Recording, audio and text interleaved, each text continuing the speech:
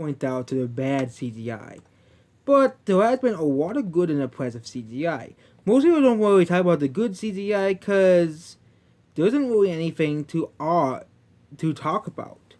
But there's lots of movies that have come out over the past decade that I've seen with pretty good and real CGI characters that almost were convincing. And no, we'll not be putting any video games on this list because a lot of video games do have pretty realistic looking people. Yeah, they look pretty real.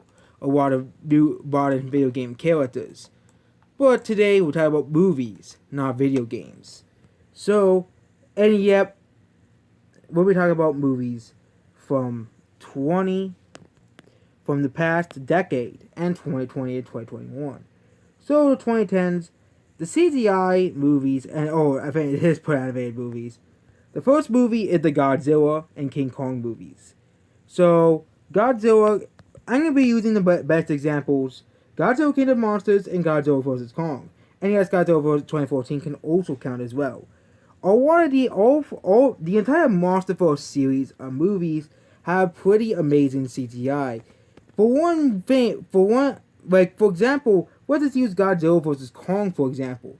Godzilla vs. Kong, Godzilla and Kong look very real. They don't look like they are rubbery or fake, or they could not plausibly exist. They brought these giant monsters to life pretty well, basically here. They also put a Mecha Godzilla, which I bet took a lot of CGI to make Mecha Godzilla as well. So yeah, all the Godzilla MonsterVerse movies, I do not really like Kong Skull Island CGI a bit, but most of Godzilla vs. Kong and Godzilla King of the Monsters and Godzilla 2014 all have pretty impressive CGI. It really shows how CGI has evolved over the years with this movie and with the MonsterVerse as a whole. The fact that they brought these giant monsters to life and they did them pretty well, and all you have to do is take one good look at Godzilla vs. Kong and Godzilla King of the Monsters. King Ghidorah looks pretty stunning, Godzilla looks pretty stunning, Mothra looks pretty stunning, Rodan, and of course King Kong all look pretty stunning in the MonsterVerse, and of course Mecha Godzilla as well. And I'm surprised there's a town that goes over like the best cinematography in movies. I'm surprised he has not made one about Godzilla King of the Monsters, because that movie CGI should be commemorated. Yes, the critics may have hated it, but this movie, they put a lot of effort into these monster designs. So yep. Next is the Marvel series. I'm going to really go over Avengers Infinity War. And we'll be talking about Thanos himself. Thanos is a pretty hard character to put on the big screen. But they made it work, of course. They made a character that didn't look rubbery or didn't look fake. And all we have to do is compare him to Steppenwolf from Justice League. Steppenwolf, he's just ugly. Thanos, he's intimidating, he's actually a threat, and he doesn't look like a joke. He doesn't look like a man that you would mess with. He looks like a man that you could relate with, but can also be intimidating at the same time. Thanos looks like a real character that could actually exist. A real character. I know he's not a person, but yeah, he looks real. And yeah, they used motion capture for a lot of Thanos as well. And Marvel Cinematic Universe, the episode of Black Panther, all have pretty good CGI. Black Panther is the only one having really bad CGI. So Black Panther, yeah, you still get the short end of the CGI list. Because Black Panther, come on guys. You guys are professionals in the CGI and you make the fight scenes look like a PS2 game. But I didn't really have the same feeling with most of the Marvel Cinematic Universe. Most of the Marvel Cinematic Universe have pretty impressive CGI or state-of-the-art CGI. The best examples are the Avengers movies. A lot of the Avengers movies, whether if you like the Avengers or not, all have pretty impressive looking CGI. Ultron, the monsters that Loki summons, Thanos in both movies, and of course Groot in Guardians of the Galaxy. And we can go over, like, for example, Groot and Rocket from Guardians of the Galaxy as well. Also in these movies. They look pretty much real. They don't look fake. They don't look bad. They don't look horrible like the cats and the cats. They look pretty good. Good. Number 3. But number 3, Sonic the Hedgehog. But live action hybrids do not count. Well, Sonic the Hedgehog, the movie. So, and we're talking about 3D animation characters. No, we're not talking about this abomination they created originally. We're talking about the new Sonic. Ick. And will also be included Detective Pikachu. Both use similar CGI techniques in the movies. I know it can include a lot of these other movies, but Detective Pikachu and Sonic look the most real. Yes, they are cartoony characters, but they look pretty real. They brought a character that would look ugly. They brought characters that would look ugly in real life. For example, Detective Pikachu and Sonic, Nick. And they made them work. And no, we're not talking about this monstrosity. We're talking about the real Sonic. We're gonna ask you the monstrosity that is the original Sonic. And also you have Dr. Robotnik's robots as well. I don't know if Dr. Robotnik's robots are CGI, but there's a lot of CGI, and there isn't a lot of CGI in the Sonic besides Sonic himself. Sonic is the real notable use of CGI. You also had to include the CGI, and he works pretty good. They've brought these characters that would otherwise not really work in real life and would look like generic animals. Like, for example, let's just compare this to the Lion King's lifeless animals. There's really no emotion in the Lion King's lifeless animals. There was really no emotion in these characters. If you put them close to the source material, you make them have a slightly more cartoony appearance, so you can actually express more emotions, you would have actual characters that are more emotions. And Sonic the Hedgehog and Detective Pikachu both get honored. And also, there are also movies that basically destroy the whole, notion of video game movies are bad. Video game movies are bad and they can never be good. Well, these movies exist.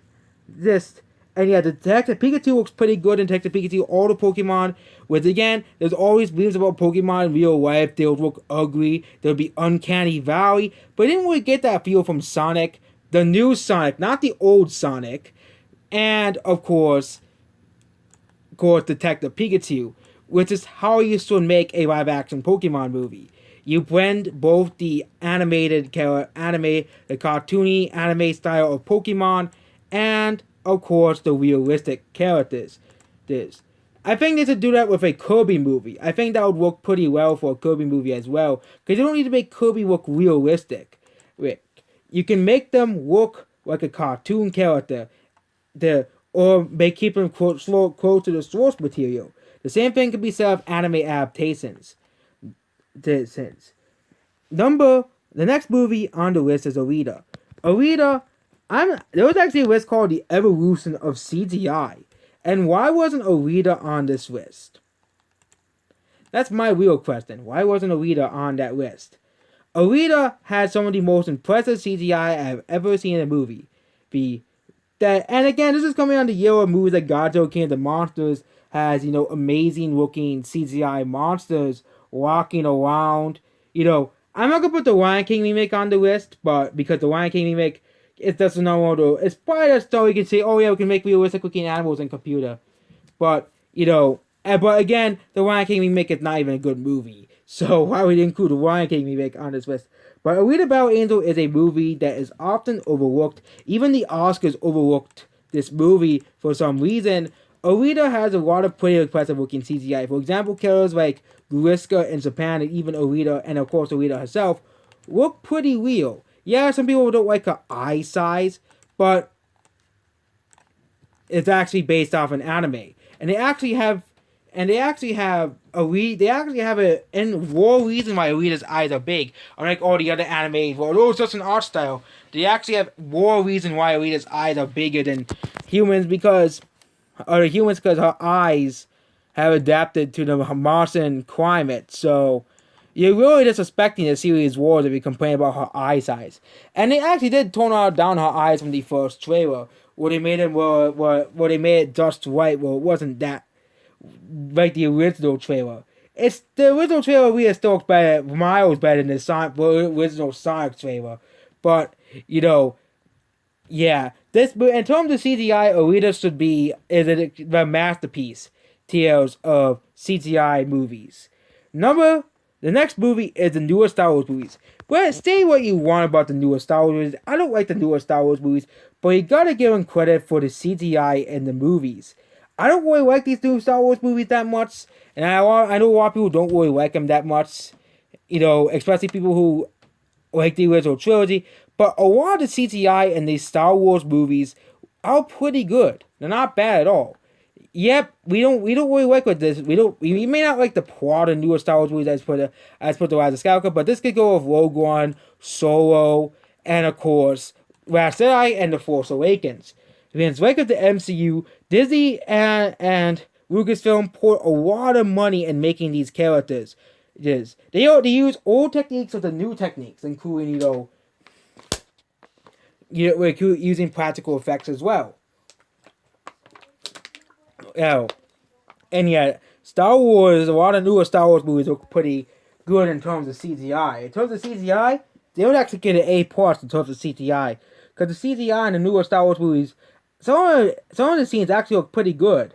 It's kind of like another movie that released in 2015 called Mad Max Fury Road, where they mostly use CGI to enhance already the landscape of the movie. The next movie is Mad Max Fury Road. This movie doesn't really use a lot of CGI, but the CGI that they use in the movie is really used to enhance the amphibian landscape that is used in the movie. So they're using CGI to make the movie look better. But again, and also there's also that huge storm scene in the movie where they go into sandstorm. I didn't mention the review because I'm going to mention that scene in this part.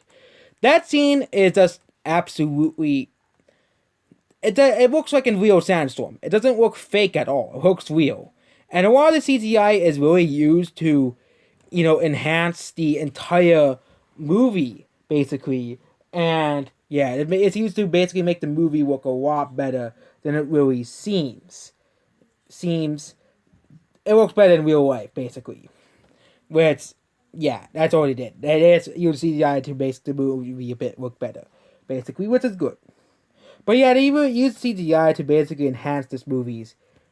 The next movie is Pacific Rim. Pacific Rim is this movie I think predates Godzilla. Basically. But yeah, both of the Pacific Rim movies, yeah, you may not like the second movie, but both of the movies have pretty impressive CGI, including the Jaegers, including the monsters, that's called kaiju. Yep, very very unoriginal, but they're just called kaiju, which is what they're actually are. And the CGI again, Pacific Rim looks pretty amazing, especially for 2013. Especially for 2014, this movie looks pretty good. There. And yeah, next movie is Interstellar. Yep, Interstellar came out in 2014. Another movie. This movie was actually maybe before the black hole was actually discovered. But yep, all we have to do is talk about the black hole scene. The black hole scene is just pretty amazing in itself. And yeah, all I have to do is tell you that, yep, that scene exists. And yep, all I have to do is show you this. They saw the black hole thing, and it looks pretty real. Like, if you told me that Christopher Nolan actually went out to space, and and of course, a lot of Christopher Nolan's movies have a lot of good CGI. Tenet has good CGI, and Inception came out as well. Dunkirk, all of his movies have fantastical CGI. Another movie that's pretty underrated when it comes to CGI is Midway. Midway is a movie that a lot of people panned for some reason, but the CGI for this movie is actually pretty great in this movie.